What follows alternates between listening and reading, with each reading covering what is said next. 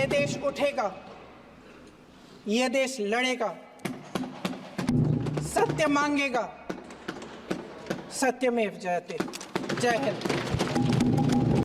नमस्कार, आज हमें मुरादाबाद में इस समय संसद का शीत सत्र चल रहा है और पिछले 2 दिनों में संविधान को लेकर चर्चा थी, लेकिन सबकी नज़र कांग्रेस नेता प्रियंका गांधी पर थी, जो हाल ही में वायनाड से चुनाव लड़कर आई हैं।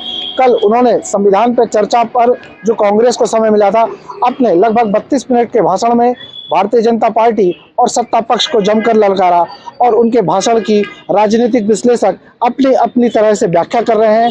किसी का कहना है कि प्रियंका गांधी ने निश्चित रूप से मोदी सरकार को बैकफुट पर ला दिया है। उन्होंने जो मुद्दे उठाए, जिस प्रकार उन्होंने दलित, मुस्लिम और महिलाओं के मुद्दे उठाए, खासकर उन्नाव में जो रेप पीड़िता थी उसे जलाकर मारा गया, आगरा में अरुण वाल्मीकि जिसकी कस्टोडियल डेथ मानी गई, वहीं हालिया संभल में जो दंगे हुए जिसमें मुस्लिम लड़के मारे गए, बच्चे मारे गए, उन्होंने इसके जरिए अपनी राजनीतिक दशा और दिशा बता दी कि कांग्रेस के एजेंडे में जो रहने वाली चीज़ें हैं उनमें निश्चित रूप से महिलाओं के लिए, पिछड़ों के लिए, दलित के लिए और अल्पसंख्यकों के लिए कांग्रेस का जो निशाना भाजपा सरकार पर सीधा लगाया है, तो उनका जो अगला लक्ष्य इसी वोटर बैंक को टारगेट करने के लिए है और इसकी काट कहीं भी भारतीय जनता पार्टी के नेताओं के बयानों में नहीं दिखी।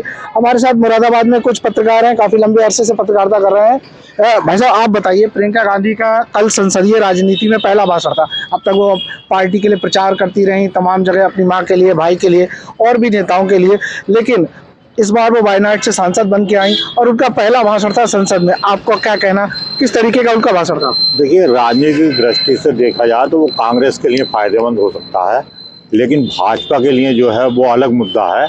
और उनके किसी भी जो भी प्रश्न उन्होंने उठाए, जो भी सवाल उन्होंने देश के लिए कांग्रेस पर और भाजपा पर आरोप लगाया, उससे स्पष्ट है कि वो एक तरफा राजनीति करना चाहती हैं।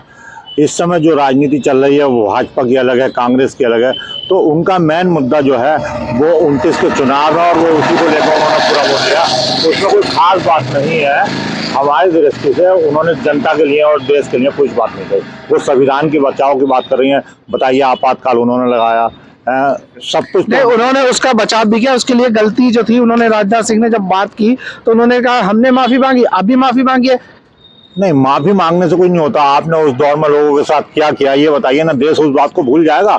आपने मेरे एक गाल पर चांटा मार दिया, फिर दूसरे को मार दिया और अब आप माफी मांग रहे हैं, तो ऐसे कैसे माफ कर दिया जाएगा? हमारी दृष्टि से कांग्रेस ने जो कृत्य अभी तक किए हैं वो माफी योग्य नहीं। ठीक है, इनकी नज़र में जो कांग्रेस ने कहा है वो उसके अपने राजनीतिक नफे नुकसान के लिहाज से 2029 का जो आगामी लोकसभा चुनाव है उसके लिए।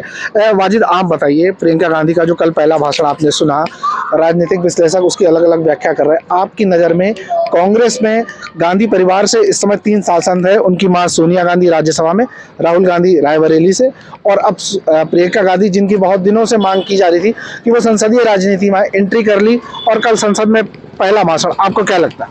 देखिए, यकीनी तौर पर जो उनका भाषण है, अगर उसे देखा जाए तो पूरी तरीके से राजनीतिक तौर पर उनका भाषण है और कहीं ना कहीं जो सत्ता पक्ष है उसे घेरने की उन्होंने कोशिश की है। जिस तरीके से हमारे सीनियर साथी ने कहा इमरजेंसी की बात थी, तो उन्होंने उसको एक्सेप्ट किया कि हमने वहाँ गलती की, आप भी उसे एक्सेप्ट करिए, यानी कि बैलेट पेपर पर चुनाव कराइए। उन्होंने कहा कि ये 75 साल की जो लगातार ये जिक्र हो रहा है कि 75 साल। उन्होंने कहा कि 75 साल पहले की अगर बात की जाए, 75 साल की राजनीति की अगर बात की जाए, खास तौर से कांग्रेस के कार्यकाल की बात की जाए, तो उन्होंने कहीं ना कहीं सत्ता को कटघरे में खड़ा किया है। उन्होंने इस तरीके से कटघरे में खड़ा किया है कि पहले इन 75 सालों में अभिव्यक्ति की आज़ादी पर उन्होंने जोर दिया कि चाय वाली की दुकान से लेकर खोमचे से लेकर न्यायपालिका तक जो अपनी बात को लेकर, यानी जो एक आम जनता है, जो आम लोग हैं, वो अपनी बात को रखते हैं। आपको क्या लगता है कि प्रियंका गांधी ने जो बात कही उससे कांग्रेस को कितनी मजबूती मिलेगी? उनके भाषण से कांग्रेसियों में जोश आएगा? जो झलक भी दिखाई दी, उन्होंने जिस तरीके से दलित, मुस्लिम और महिलाओं को लेकर बात करी, उसका फायदा क्या आगामी चुनाव में देखते हैं कि उनकी राजनीति की उन्होंने अपनी दिशा बता दी कि हम इस क्षेत्र में ही काम करें। आपको क्या लगता है? देखिए, राजनीति में मुझे लगता है कि जो बयानबाजी होती है वो जो वोटर होते हैं उन पर एक काफ़ी इफेक्ट डालती है। तो कहीं ना कहीं जिस तरीके से उनकी बयानबाजी है, भाजपा को घेरने की कोशिश की, उन्होंने कहा संविधान है, संघ का विधान नहीं, इस तरीके से। और उन्होंने कहा कि जिस तरीके से मोहब्बत की दुकान का जो मखौल उड़ाया जाता था, उस मोहब्बत की दुकान में काफ़ी सारे लोग जुड़े। पूरा क्या लगता लगता है जो संसद में उन्होंने बात की, क्या अब उस बात की सड़कों पर चर्चा है? यकीनी तौर पर सड़कों पर चर्चा है, तभी आप, मुझे लगता है कि आप हमसे चर्चा कर रहा है और कहीं ना कहीं इसका पॉजिटिव फीडबैक मुझे लगता है कांग्रेस को मिलेगा। कितना मिलेगा वो आने वाला वक्त बताएगा। देखिए, अभी तक जो है कि अब जो प्रियंका गांधी की बात है वो लोगों तक जा रही है, खासकर हिंदी पट्टी में। कमलदीप, आप बताइए, प्रियंका गांधी का भाषण आपने सुना, लगभग 32 मिनट उन्होंने संसद में बोला, संविधान की बात करी, भारतीय जनता पार्टी पर भी निशाना साधा। जो इस समय देश में मुद्दे हैं उन्होंने उसको लेकर एक बात भी कही कि भारतीय जनता पार्टी ने, आप पिछले 75 साल का आप लगातार बात कर रहे हो, आपने क्या किया? आपको क्या लगता है जो सवाल प्रियंका गांधी ने उठाए, भारतीय जनता पार्टी के पास बचाव के लिए कुछ बचा है? मैं बता दूं आपको, जैसे संविधान के दायरे में रहकर प्रियंका जी ने जो अपना भाषण कल दिया है, तो उसमें कहीं ना कहीं कुछ तो झलक उनको उनकी दादी की भी आ रही थी। और जो भाषण उन्होंने दिया तो पूरा संविधान के दायरे में दिया है। और भारतीय जनता पार्टी अब पुराने मुद्दों को छोड़ दे, पुरानी जो राजनीति हुई थी उसको अब त्याग देना चाहिए। जो आगे चल रहा है उसको देखे, युवाओं को देखे, दलितों को देखे, और भी अल्पसंख्यकों के लिए भी उन्होंने काफ़ी बात की है।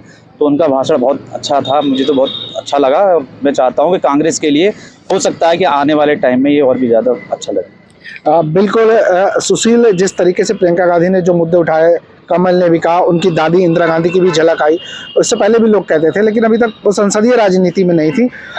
ओवरऑल आपको क्या लगता है, जिस तरीके से उन्होंने भारतीय जनता पार्टी को बतौर पॉलिटिकल एक जो व्यक्तित्व होता है उससे घेरने की जो कोशिश करी, अब कांग्रेस जो राहुल गांधी पे डिपेंड थी संसद के अंदर, कि राहुल गांधी का अब वो डिफेक्टर बन के आएंगे, कि राहुल गांधी की ढाल वो पहले भी थी, लेकिन संसद में 2 अब हो गए हैं, लोकसभा में, एक राज्यसभा में। आपको क्या लगता है प्रियंका गांधी का जो आना है कांग्रेस के लिए कितनी बड़ी जीत के रूप में आप देखते हैं?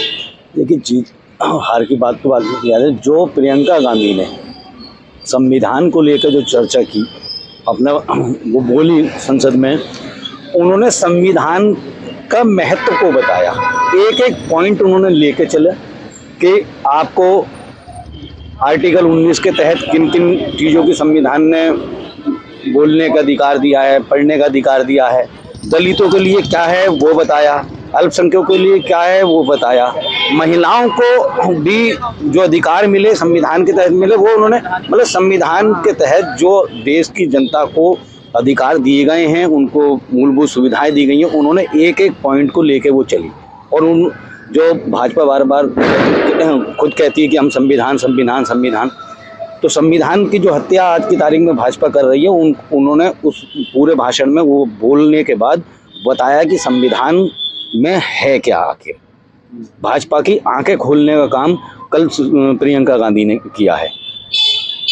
जिस तरीके से देश में माहौल हो रहा है आज की तारीख में, जो उन्होंने क्या कहते हैं हाथरस वाली बच्ची का जिक्र किया, आगरा वाले अरुण का जिक्र किया, और जब उन्होंने आगरा के अरुण का जिक्र किया तो तुरंत ही सामने बैठे सांसद जी हंस पड़े, तो उन्होंने उसको टोका भी कि आप इस बात को लेके हंस रहे हैं।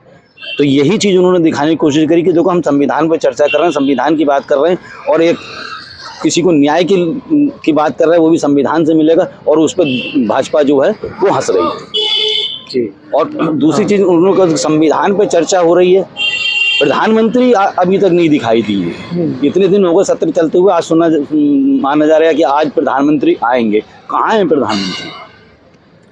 ठीक है, तो निश्चित रूप से प्रियंका गांधी का वार राजनीतिक रूप से भारतीय जनता पार्टी के लिए काफ़ी जवाबदेही जो संसद में मांगी जा रही थी, अब शायद प्रधानमंत्री उसका जवाब देंगे। इस तरीके की और भी खबरें देखने के लिए बने रहिए हमारे साथ। हमारे चैनल को लाइक करें, सब्सक्राइब करें। धन्यवाद।